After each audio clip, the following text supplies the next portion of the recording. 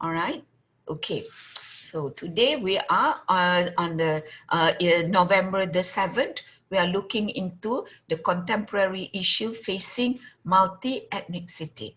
All right. Okay, we are facing that. So in you discharging your duty, doesn't matter in which department you are or which ministry you are, we'll be able to understand the past, so that in order to understand the past, in order to understand the present, we need to go and look a little bit into the past. All right.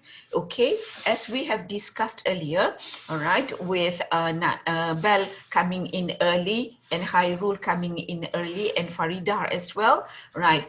In the beginning, I have started the discussion informally where we talk about ethnicity.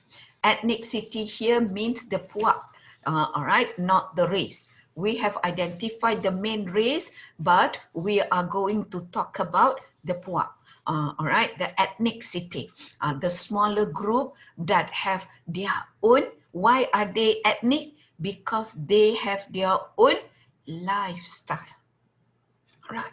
All right. Okay, what is the difference between the race and ethnic? All right, in the race, you are looking into the group of people, but they are known for their color or for their language only.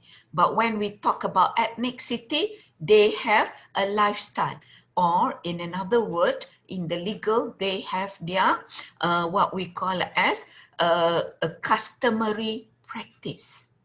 That's the difference, right? In the race, it is in more general but not specific. Right? They don't share the same customary practice. But in the ethnic, they share not the same color of skin, but the same customary practice.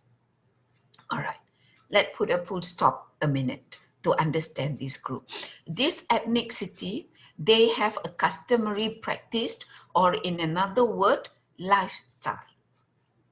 Okay, nak puji sikit. Dalam Islam, there is only one lifestyle, right? That is the lifestyle of a Muslim. They don't look into the color, they don't look into the language, they don't look into where your family come from or the stage or the casta, right? But they look into that you are a creation of God. It doesn't matter what color you are, right? Which country you are, who is your parents, you do the same lifestyle. The praying the same, all right? Okay, everything is the same. Right? Okay, that's why when we go to Mecca to do the Hajj, you see a lot of people in a lot of faces, color, and you know they are not from your gang. All right, they pray the same at the same time. They respected the azan at the same time. They respected, all right, the salam and the doa. Right, that is lifestyle. Funny, isn't it? But true. Okay, sometimes we do it because it is a practice that our parents did it, our friends did it, but then it's an amazing thing that in a lifestyle, right, there is only one lifestyle in Islam for everyone. Now, coming back into this ethnic group, when we talk about lifestyle, their lifestyle depends on their customary practice. That's the reason if we are the Malays, I understand where there is this small group, but they do exist, that call themselves the Bugis people, the Aceh people, all right, the Negeri Sembilan, apa tu, di Negeri Sembilan Adat Perpatih group, and then in Johor there are people who call themselves in their own culture of the Temenggung, all right. Okay, in Kelantan, I'm not very familiar, but then I know there are those people who have practiced differently in their life, right? Their wedding ceremony is different. Their punishment for not respecting their parents or doing it right in the family custom is different, right? Their food are different. You see, right? Okay, that is the cultural, the customary practice, right? in international law, customary practice, there are two. All right. One is the culture, the tradition kita panggil. In Malay, the word is the adat. All right. Okay. But in English, they call it the culture, the tradition. But then culture can only come from two places. In international law, one is customary practice that comes from the tradition, the culture, the adat. All right. The adat of the ethnic group. The other one is the adat or the culture that come from the state practice. All right, come from the state practice. The one that is state practice, what is the content of it? Usually from the people themselves, from the adat people themselves. All right, okay, so that is the reason why today in Malaysia, we find that when it comes to distributing a property or division of property, either in the death or in the divorce, right? Okay, some country long ago, only the ladies in Negeri Sembilan will benefit of sharing 50-50 of division upon divorce. But today, right, the government have taken that into consideration and allowed that to be claimed. Right? You see, the custom has already been accepted by the states to make it law, right?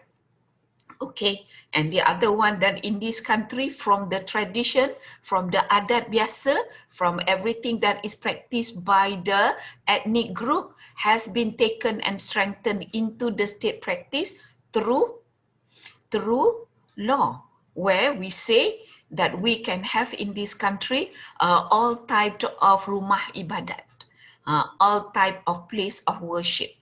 That's the reason why you can see a lot of mosques. Mosque is of the same. Some are big, some are small. There are two types. That is the mosque and that is the surau. All right, okay. And in all buildings, through the initiative of the owners or the employers, they will have places to pray.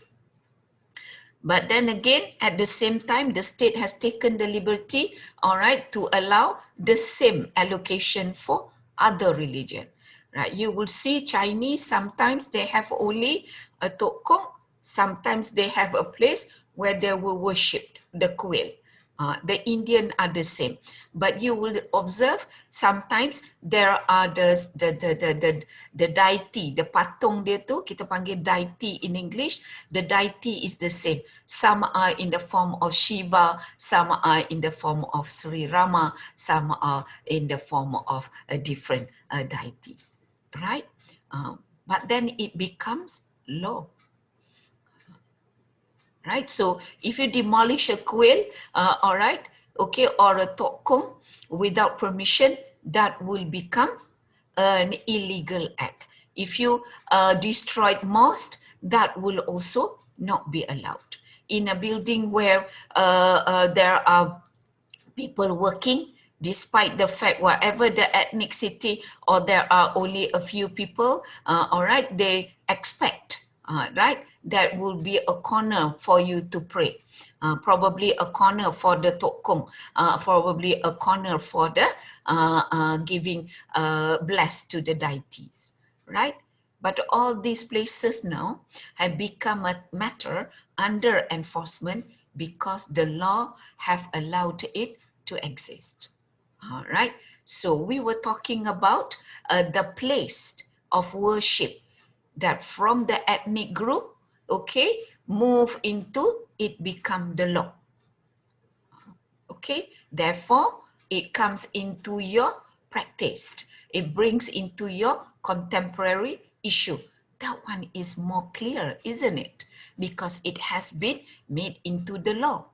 Right, what we want to talk about in the contemporary aspect today is the contemporary matters that part of your enforcement duty, but have not that it has not become law, but it has not become the priority in attention.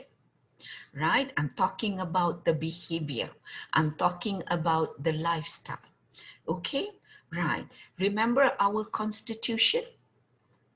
In Constitution of Malaysia, all right, Constitution perlembagaan kita, it allows number one, right to live, all right, hak untuk hidup, and there are also hak for the belief, hak untuk mengkuatkuasakan kepercayaan kita.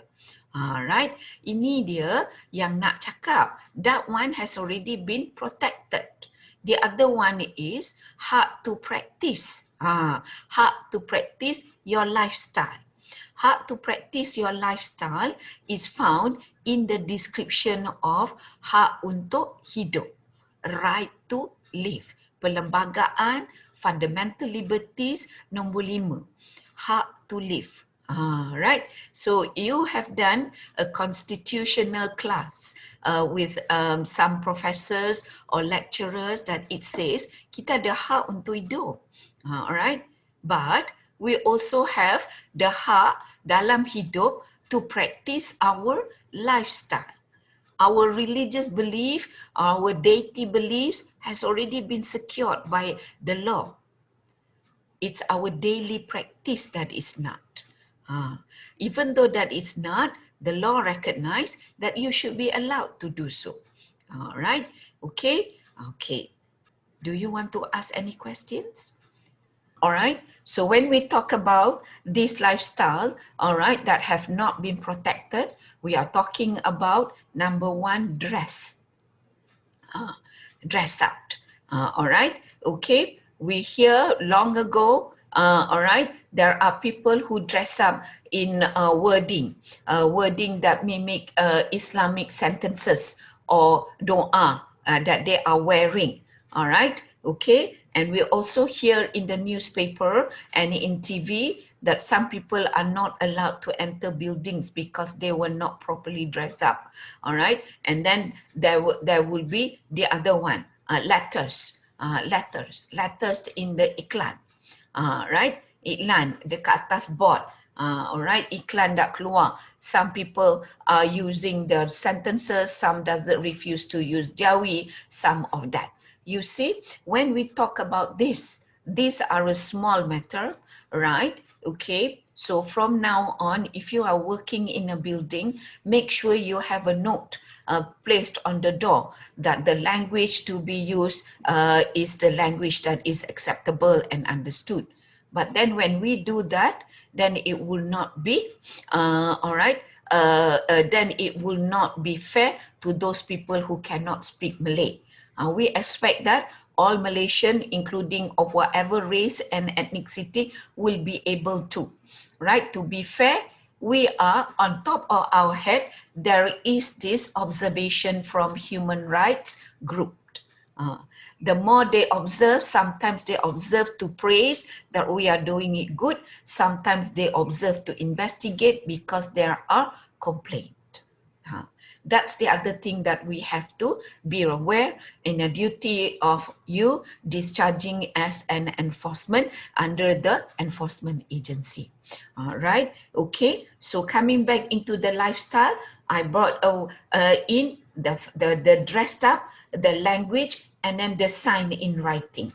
All right, these three things, the law sometimes in some country are clear, in some states are not. The law sometimes through the legislation are clear and sometimes it is not. All right, it's not that it is not clear because the law is confusing, but because the public have not received knowledge about it. Attention has not been given to the public, right? Okay, so if you want these people to dress up, the Malay to dress up properly according to adat Malay, Chinese also have an adat for a dressing code, right? But then again, we must be aware there are changes in religion, right? Some Chinese are no more in their old tradition of belief of Tao or Confucians, all right? But there are Christians or there are free thinkers. right? So therefore, if you want them to dress up properly, okay, or wear a little longer skirt and not shorts, all right, okay, then put up notices. Just put up a notice, put up a gamba. In the university, we always have that, right? Okay, we have that. Put up a notice that doesn't dilute your job. No. All right. That doesn't dilute their rights. As we said, the rights that is mentioned in the Constitution. But it made them feel aware when they are being told, all right, to dress a little proper. Right? A little proper. Okay. When I was in England, okay, right, they also tells you, I see a notice at the door, all right, we will only attend to any person, okay, coming to this counter, all right, the screen yang ada lubang tu, okay, if you, all right, first maintain your behavior and dressed, all right, because sometimes, okay, those people in England, they come around with a bikini. That one is not allowed. They sometimes wear a skirt and the top are, all right, with very flimsy. They also cannot accept that. We're not talking about those people who didn't dress. So what kind of dress that you want? A dress that when you go to the counter, it doesn't show part of your boob for a lady. A dress that when you're a man, when you walk in, all right, the materials are not so flimsy that it shows all your manly assets. All right, okay, so notice, the notice does not take away the rights, but the notice make you behave. Right, so in ethnicity, behavior can be, all right, lifted, upgraded, not changed, all right, so that the other people with other ethnic background or background of belief and lifestyles will be able to live in harmony. So how do we solve the first problem here? All right, with a suggestion that notices. Notice, not very clear, but clear enough to say. All right, the English people are not right, but they have in fact experiences. That's why sometimes we look to them in how they cope with this variety of people who come to the screen for assistance. Right, so what was the good thing about that notice? Number one, they warn you that if you don't speak properly, you don't dress up how do we decently, you will not be entertained at the counter. So when they refuse you, you will know that you have not met, all right, a good, a decent behavior and a decent appearance. Jadi in your notice, you will not say dilarang, dilarang, dilarang. That is good when the law have backed you up. Right? Okay, dilarang. Alright, macam-macam ada dilarang kita nampak, isn't it? So try and use a more acceptable. I'm not saying that is wrong, but that one sometimes make these people who are in this country, who knows their right or have their right, okay, feel that they have been deprived by force their right to do. All right, okay, they are right to get the service from you. They are right. When some people are aggressively saying that is my right, all right, and we can't deny that they have the right, just like those of you and me who works with the government or work in an employment. They have that right. Either they are aware their rights in the fundamental liberties, but they have the right to live and they have the right to. So some of them are more familiar with the right that is expanded and explained in the Human Rights Declaration, United Nations Declaration of Human Rights, or in Malaysia, the Suhakam, All right.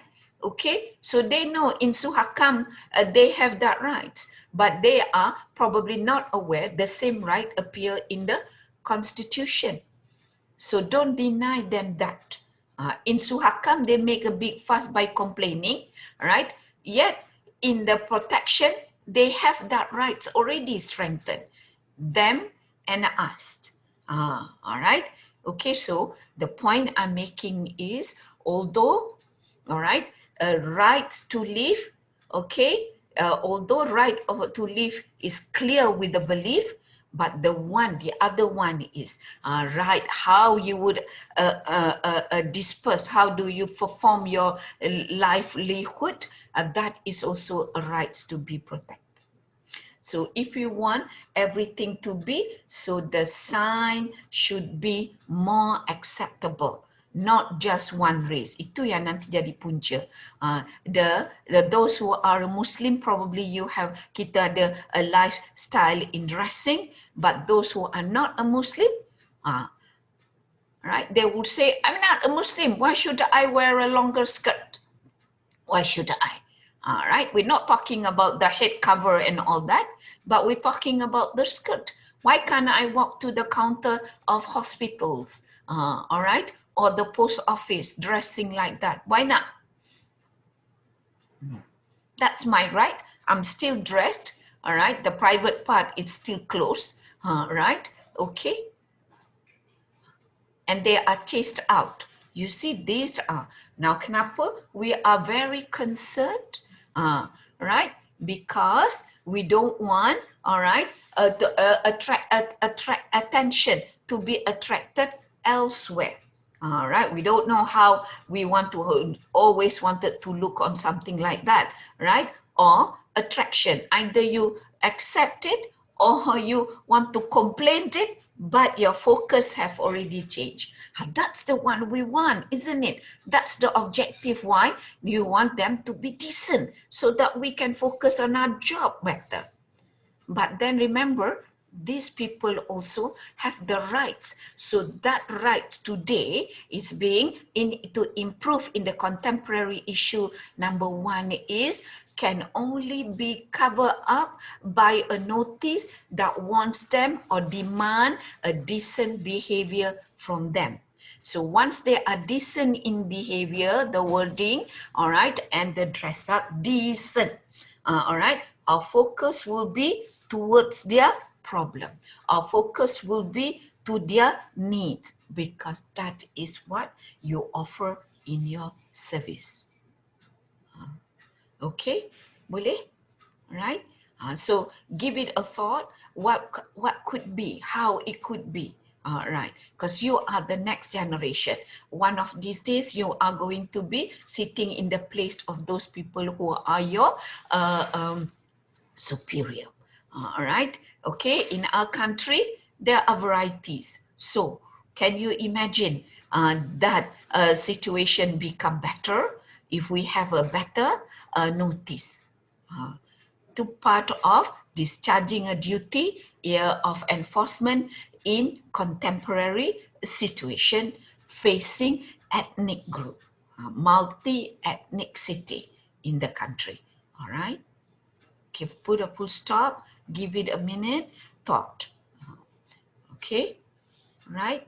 So number one point that I made today is, in order to encounter, okay, what do you want from the public is their decency, so we can discharge our duty, and that probably can be, all right,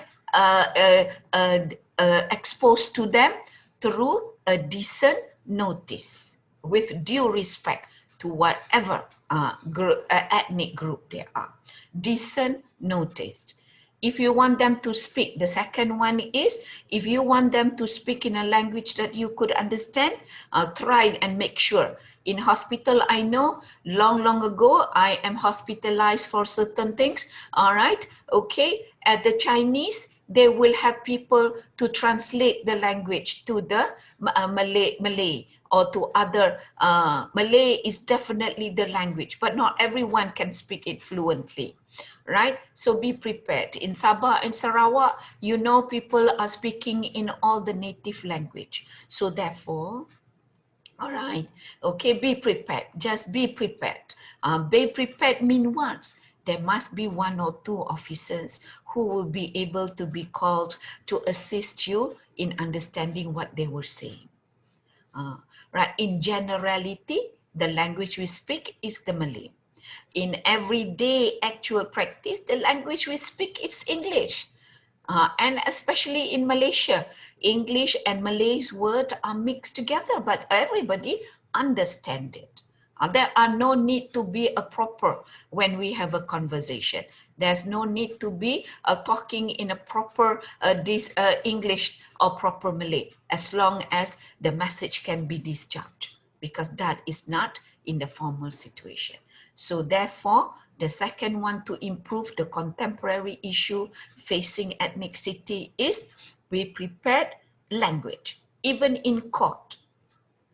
Those people who can't speak Malay or English and can't be understood, then there are the translator that comes in. There are the interpreter that will come in. So maybe at a counter, right, there is no need that girl to speak in all of the language. No, but there must be someone who can. So one day when you are the boss, all right, okay, this can be improved. Maybe nowadays there are phones that are so clever to translate into the main language in the world. Maybe in the future, one of you can prepare that we can translate into the ethnic group, right? Okay, in Malaysia, we don't say it. In Sabah and Sarawak, we don't say. But there are a big number of people who doesn't speak the language of English or who speak less understanding of the language of the Malay, right? So be prepared. Sarawak is really very big. Sabah is actually also a huge state. Peninsula Malaysia is just one small. So maybe we want to say in the peninsula, we don't have that problem, right? And then when we, here comes the Chinese and the Indian, we have the translator. Same thing in the Sabah and Sarawak.